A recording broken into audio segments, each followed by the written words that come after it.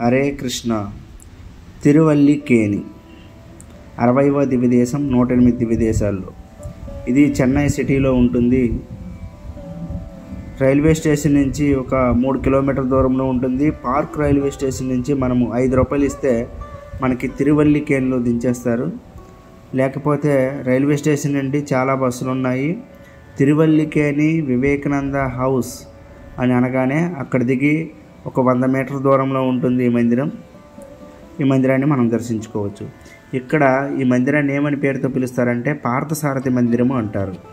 తిరువల్లికేణి పార్థసారథి అంటే చాలా ఫేమస్. ఎందుకంటే చెన్నైలోనే అత్యంత పురాతనమైనటువంటి మందిరం ఇది. ఇక్కడ మూలవారి పేరు వెంకటకృష్ణ అనే పేరుతో పిలుస్తారు. స్వామివారి పేరు వెంకటకృష్ణ. ఆయన రుక్మిణి అమ్మవారితో ఉంటారు. అంతేకాకుండా బలరాముడు, సాత్యకి, ప్రద్యుమ్న, అనిరుద్ధులు కూడా గర్భగృహంలోనే మనం చూడవచ్చు. ఉత్సవారి పేరే పార్థసారథి. ఆయన పేరు మీదే ఈ మందిరానికి పార్థసారథి అనే పేరు వచ్చింది. తాయారు చూసుకుంటే వేదవల్లి తాయారు. తిరుమంగై ఆళ్వార్లు, పేయాళ్వార్లు, తిరుమలిసై ఆళ్వార్లు మంగళాశాసనములు చేయడం జరిగింది. కైరవని సరస్సు అనేది ఈ మందిరం యొక్క పుష్కరిణి. అంతేకాకుండా అగ్నితీర్థం, సోమతీర్థం, మీనతీర్థం, ఇంద్రతీర్థం, విష్ణుతీర్థం అనేటటువంటి ఇతర తీర్థాలు కూడా ఈ మందిరం చుట్టుపక్కల ఉన్నాయి. విమానం పేరు ఆనంద విమానము, ప్రణవ విమానము, పుష్పక విమానం, శేష విమానం, తైవగై విమానం. ఎందుకు ఇన్ని విమానాలు ఉన్నాయంటే లోపల 5 పెరుమాళ్ళు ఉన్నారు. అందువలన ఈ 5 పెరుమాళ్ళకి 5 విమానాలు ఉన్నాయి. ఇక్కడ ప్రత్యక్షం ఎవరికి అయ్యారంటే సప్త ఋషులకి అయ్యారు. సుమతి అనేటటువంటి చోళరాజుకి భగవంతుడు దర్శనం అనేది ఇవ్వడం జరిగింది. ఇంకా స్థల పురాణంలోకి మనం వెళ్ళినట్లయితే ఈ మందిరాన్ని తిరువల్లికేణి పార్థసారథి మందిరం అంటారు. తిరువల్లికేణి, అల్లికేణి, కేణి అంటే చిన్న చెరువు అని అర్థము. అల్లి అంటే కమల పువ్వులు, తామర పువ్వులు అని అర్థము. ఇక్కడ తామర పువ్వులు ఎక్కువగా ఉన్నాయంట. అటువంటి చెరువు కాబట్టి ఈ ఊరిని తిరువల్లికేణి అనేసి పేరుతో పిలిచారు. ఇక్కడ భగవంతుడు సాక్షాత్తు శ్రీకృష్ణ భగవానుడే ఇక్కడ ఉండడం వల్ల ఇది బృందారణ్యం అని పేరుతో కూడా పిలుస్తారు. ఎందుకంటే ఒకప్పుడు అంటే ఇక్కడ కృష్ణుడు కోసం చాలా రకాలైనటువంటి తులసి వనాలు ఇక్కడ ఉండేవంట. అందువలన బృందారణ్య నివాసాయ అనేసి పార్థసారథికి పేరు. ఈ మందిరంలో 5 పెరుమాళ్ళు మనకు దర్శనమిస్తున్నారు. ఎక్కడైనా ఒకరిని ఇద్దరిని మనం చూడవచ్చు, కానీ ఇక్కడ 5 పెరుమాళ్ళు మనకు వరుసగా దర్శనమిస్తున్నారు. ఎవరెవరంటే రాముడు, రంగనాథస్వామి, మన వెంకటకృష్ణ పార్థసారథి, వరదరాజస్వామి, గజేంద్ర వరదన్ అనే పేరుతో పిలుస్తారు. అలిగియ సింగ పెరుమాళ్ అంటే నరసింహస్వామి. ఈ 5 పెరుమాళ్ళు మనకు దర్శనమిస్తున్నారు. అంతేకాకుండా ఇక్కడ భగవంతుడు 5 రకాలుగా మనకు దర్శనమిస్తున్నారు. ఒకటి పడుకొని, రెండోది కూర్చొని, మూడోది నిల్చొని, నాలుగోది నడుస్తూ, 5వది ఏమొచ్చే పరిగెత్తుకుంటూ భగవంతుడి 5 రకాలుగా మనకి దర్శనం ఇవ్వడం చూడవచ్చు. పడుకొని ఉన్నది రంగనాథస్వామి, కూర్చొని ఉన్నది నరసింహస్వామి, నిల్చొని ఉన్నది మన పార్థసారథి స్వామి. ఇంకా రాముడు నడుస్తూ ఉన్నట్లు గజేంద్ర వర్ధన కోసం గజేంద్ర వరదరాజు స్వామి గజేంద్రుని రక్షించుకోవడం కోసం పరిగెత్తుకుని వచ్చాడంట. ఈ విధంగా 5 రకాలుగా మనకి భగవంతుడు దర్శనమిస్తున్నాడు. ఇక్కడ వెంకటకృష్ణ చూసినట్లయితే భగవంతుడు పాంచజన్యాన్ని మాత్రమే పట్టుకుని ఉంటాడు కుడి చేతులు. సాధారణంగా శంఖచక్ర గదా పద్మం అనేటటువంటి ఆయుధాలని కలిగి ఉంటారు ఎక్కడైనా సరే. కానీ ఈ ఒక్క మందిరంలోనే మాత్రమే మనం కృష్ణుడు కేవలం పాంచజన్యాన్ని కలిగి ఉంటాడు. ఈవెన్ సుదర్శన చక్రాన్ని కూడా కలిగి ఉండడు. ఎందుకంటే అక్కడ మాటిచ్చాడు కదా, ఆయుధం పట్టను యుద్ధం చేయను అనేసి అన్నాడు. కాబట్టి ఆ పరంగా భగవంతుడు ఇక్కడ కుడి చేతులు శంఖాన్ని పట్టుకొని ఎడం చేత్తో నా పాదాలకి శరణు చేసుకోండి అనేసి చెప్పే విధంగా భగవంతుడు మనకి దర్శనమిస్తారు. ఇక్కడ పార్థసారథిగా ఉత్సవాలు ఉన్నారు. పార్థసారథి అంటే పార్థ అంటే అర్జునుడు, సారథి అంటే రథాన్ని నడిపేవారు. అర్జునుడికి రథసారథిగా భగవంతుడు ఇక్కడ ఉత్సవమూర్తిలో మనకు దర్శనమిస్తాడు. కృష్ణుడు కురుక్షేత్ర యుద్ధానికి ముందుల నేను ఆయుధం పట్టను, యుద్ధం చేయనని మాట ఇచ్చాడు కదా. ఆ మాట ఇచ్చేటప్పుడు ఒకసారి ఏం జరిగిందంటే, దుర్యోధనుడు భీష్ముడిని అవమానిస్తూ ఉంటాడు. నీవు పాండవ పక్షపాతి, నా పక్క నుండి కూడా నువ్వు పాండవులకే సపోర్ట్ చేస్తున్నావు, నా కోసం ఏమి యుద్ధం చేయట్లేదని నానా రకాలైనటువంటి మాట్లాడేసరికి వెంటనే భీష్ముడికి కోపం వచ్చింది. రేపు ఎలాగైనా సరే అర్జునుడితో సహా పంచ పాండవులందరినీ సంహరించడము, లేకపోతే ఆయుధం పట్టను, యుద్ధం చేయను అన్నాడు కదా కృష్ణుడు. ఆ కృష్ణుడే కదా ఈ అర్జునుని పాండవుల్ని రక్షిస్తున్నాడు. కాబట్టి ఆయన మాట కాకుండా, అంటే ఆయన మాట ప్రతిజ్ఞ అనేది బద్దలయ్యేటట్లు చేస్తాననేసి ప్రతిజ్ఞ పూనాడు మన భీష్ముడు. కాబట్టి ఆ భీష్ముడు తర్వాత రోజు వెళ్ళి విపరీతమైనటువంటి భయంకరమైనటువంటి బాణాలని వేస్తూ ఉంటే అర్జునుడి వైపు విపరీతంగా వచ్చేస్తున్నాయంట. అటువంటి బాణాల్లో కొన్ని భగవంతుడైనటువంటి శ్రీకృష్ణుడు ముఖానికి కూడా తగిలినాయంట. ముఖానికి తగలడం వల్ల ముఖం నుండి చాలా రక్తధారలు కారాయంట. అటువంటి గాయాలైనటువంటి శ్రీకృష్ణ భగవానుడు ఈ పార్థసారథి మందిరంలో మనం చూడవచ్చు. ఇప్పుడు కూడా ఉత్సవమూర్తికి చూసినట్లయితే అక్కడక్కడ గాయాలు ఉన్నట్లు చాలా అందంగా ఉంటాడు భగవంతుడు. ఆ విధంగా భక్తులకి భగవంతుడు పార్థసారథిగా దర్శనమిస్తూ ఉన్నాడు. ఇంకా ఎందుకు ఇక్కడ భగవంతుడు వెంకటకృష్ణగా అవతరించారు అంటే, పూర్వం సుమతి అనేటటువంటి సోలరాజు శ్రీ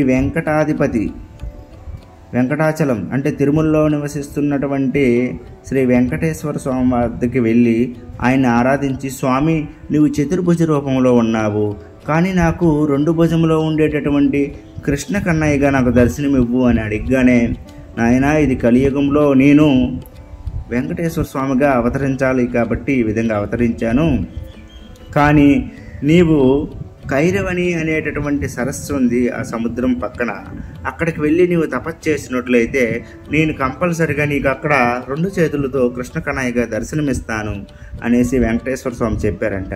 అందుకే ఆ వెంకటేశ్వర స్వామి వెంకటకృష్ణగా ఇక్కడ దర్శనమిస్తున్నారు మనకి.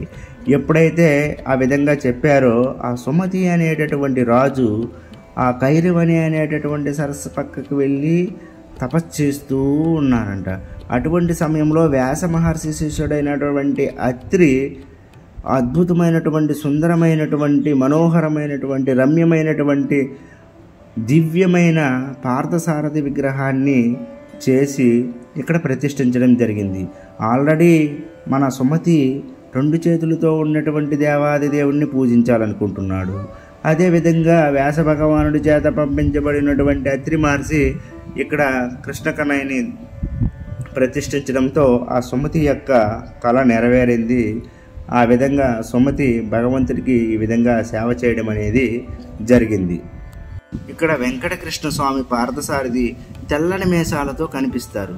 ఉపనిషత్తుల్లో చూసినట్లయితే భగవంతుడిని బంగారం వంటి కేశములు కలవాడనేసి వర్ణించబడింది. కానీ ఇక్కడ చల్లని దివ్యమైనటువంటి మేసాలతో మనకి దర్శనమిస్తున్నారు. ఇంకెక్కడ కూడా మనం భగవంతుని మేసాలతో ఈ విధంగా తెల్లని మేసాలతో ఉండేటట్లు మనం చూడలేము.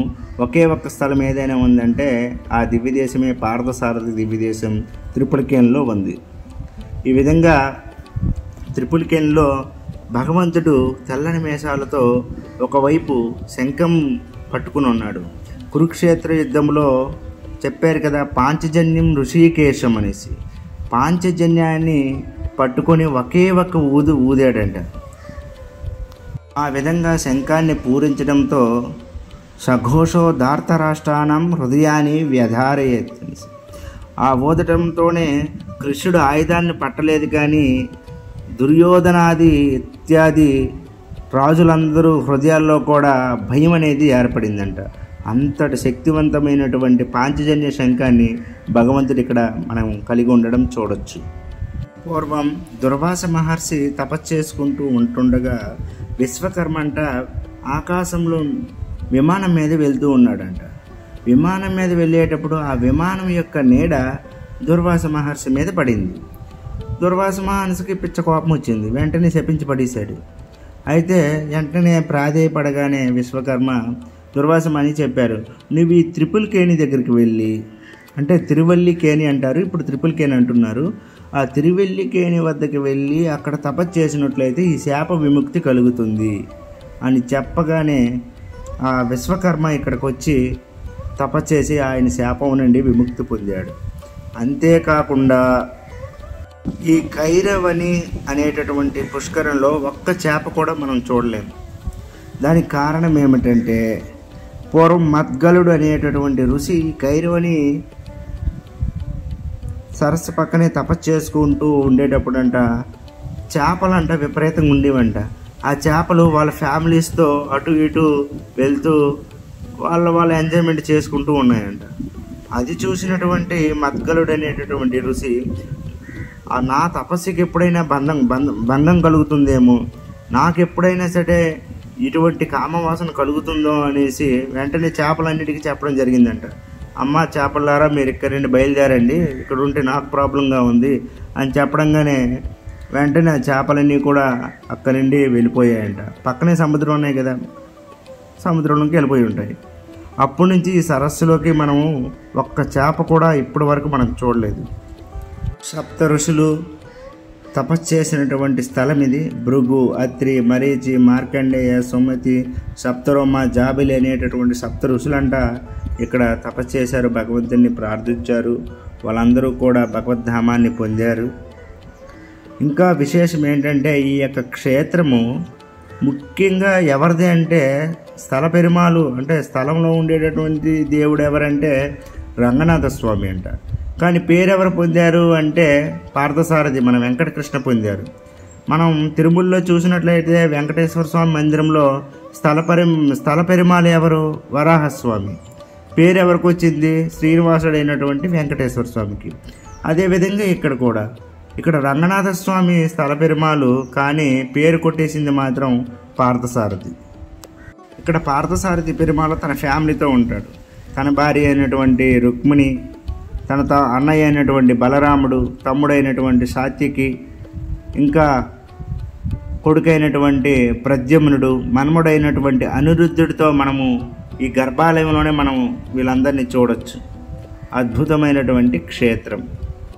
ఇక్కడ వేదవల్లి తాయారికి సపరేట్గా ఒక సన్నిధి ఉంటుంది. అది పార్థసారథికి సంబంధించినటువంటి తాయారు కాదు. ఎవరు తాయారు అంటే రంగనాథ స్వామి వారి తాయారు.